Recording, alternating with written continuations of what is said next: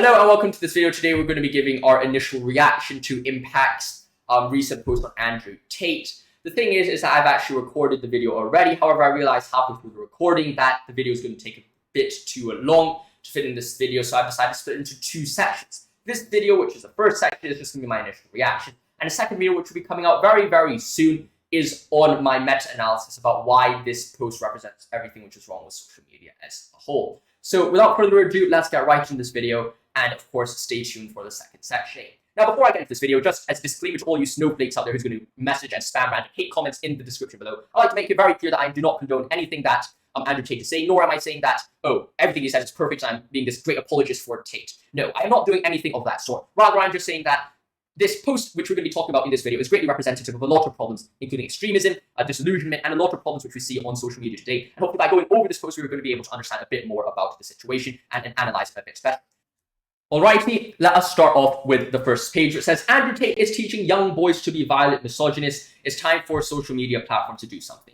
And the main problem that I have with this is that when you call someone a violent misogynist, the problem is that it uses the term so much that it loses all its meaning. When terms are used too much, especially terms which have great significance, like things like misogynist, sexist, bigotry, racist, or not calling someone a Nazi, right? All of these have great historical significance because it is horrible to be misogynist, it's horrible to be sexist, it's horrible to be a Nazi, to hate Jews, to be a racist, right? It's horrible to be all those things. The only problem occurs is that when you then apply that term to literally everybody in the street who disagrees with you, it then loses all its meaning. Like if I call everyone in the street a Nazi, well, what's the problem of being called a Nazi if everyone becomes a Nazi? Not because of the connotation of the Nazi, but rather because it loses its meaning because it's used way too much, and that makes it clearly ridiculous. So it's very important for us to make sure that we're using these terms very specifically and using them very focused. And I'd also like to interestingly point out that it's time for social media platforms to do something.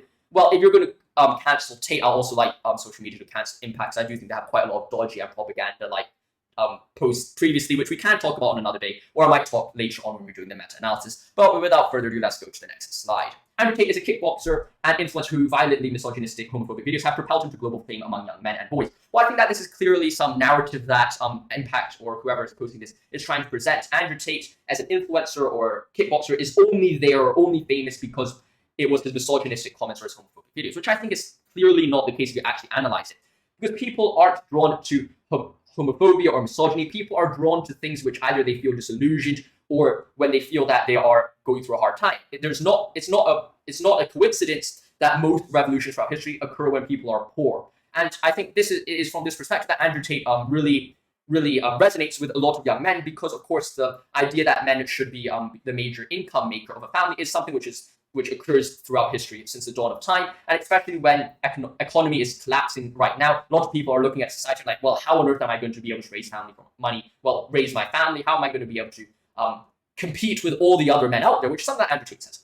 And they look at him and he says, well, this guy was poor, he was starving in the street a few years ago, but for some reason, whatever it is, he managed to become a multi-millionaire. And they're like, well, I wish I have that dream. I wish I could accomplish that dream. And I think that at the end of the day is the core reason for why Andrew Tate is so attractive. It's not because of any comment or video he makes. It is that idea that it's like going to America for the American dream. It doesn't matter what America consisted of back in the old days, right? My great-grandparents who were Asian went to America. They faced racial abuse, but regardless of that racial abuse, they had that American dream within them that they could potentially make a life for themselves, and they were able to develop themselves, right? And whether for good or for evil, right? That is the reason why they're being attracted to Andrew Tate, or the reason why people are being attracted to this American dream. It's not because of these small problems here or there, but rather because of a meta-analysis of the situation as a whole and saying, well, there actually are things which are beneficial, and let's actually try to follow or replicate that within our lives. Now let us carry on. The 25-year-olds is because they've been through less dick. I'll say this right here on the fucking internet. I don't give a shit. People sit there and go, oh, you can't say that. Yes, I can. A 19-year-old is more attractive than a 26-year-old woman, and I'll tell you why. Because that 26-year-old has talked to more guys, been to the club more times, been more places, been fucked and dumped more times, more arguments, more heartbreak, more bullshit, more mess for me to clean up. Whereas a 19-year-old might have had one guy from high school, just broke up, she's fresh, and I can fucking put my imprint on her and make her a good person, and without her having to go through all that detriment to learn about life. And I think that this is this is one of the areas where you only take one segment out of a clip to use it as representative evidence for the entire corpus of his works or his thoughts or his beliefs. And I think that the truth with this situation is that, of course, his way he presented it might not have been the best. Examples might not have been the best. He's a kickboxer, not a philosopher. However, when we're talking about this situation, it is very clear that, well, there are certain elements of truth in this. And what I mean by this certain elements of truth is that, well, there's an idea of value which is intrinsic and inherent to each person. And you can either do things to increase that value or decrease that value. For example, if I did drugs all day and I did alcohol all day and I started getting fat, obese, and I fell into a well of self-created depression, well, I would say I've through my own free will, ruined my own value. And the same way, I think that is what Andrew Tate is arguing for here. And of course, the way he presents it might be a bit different, but rather saying, well, if someone constantly goes through this hookup culture, goes to the club, goes through a lot of this emotional heartbreak and all this stuff, they naturally lose their own value. Should they have the freedom to do that? Definitely. I believe people have the freedom to do whatever they want. But at the same time, there are definitely going to be consequences, which you have to bear in mind. And that's just what I am arguing here, and that's something which is very important. Who knows CPR? Well, me. Help him! No. Why? Because I ain't gay. I mean, this is quite a funny video, and I wouldn't talk much about it because, I mean, both sides, I think, recognize it's a bit of a joke, and it's quite a funny joke here. Underneath the absurdity of Andrew Tate are the darker, more insidious consequences he has on young boys. Andrew Tate is not just an edgy-misogynist on the internet, he's also one in real life. He's been under investigation for sex trafficking on regular Romania, where he lives. In one video, he explained that 40% of his reasons for moving to Romania was because the Romanian police were less likely to pursue sexual allegations than police in the US. I mean, look, anyone can be accused of anything, right? I could accuse Impact for sexual assault. I could figure out who their names, write a lawsuit to them. Would I win? No.